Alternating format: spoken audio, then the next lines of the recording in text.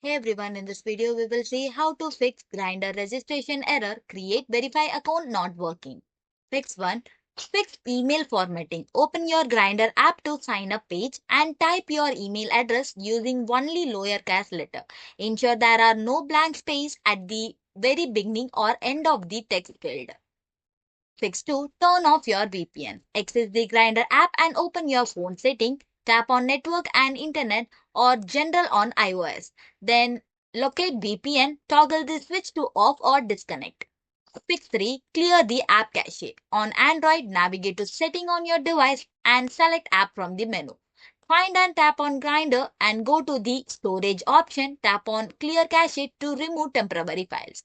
On your iOS, navigate to setting on your iPhone, then general from the menu and tap on iPhone storage. Find and select Grindr from the list of apps. Tap on offload to remove it while keeping its data. Reinstall the Grindr from the App Store.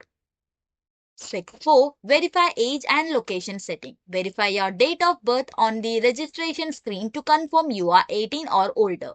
Access your phone setting. Navigate to privacy and security. Select location services. Ensure location services are enabled. Confirm that the Grindr has permission to access your location while app is open.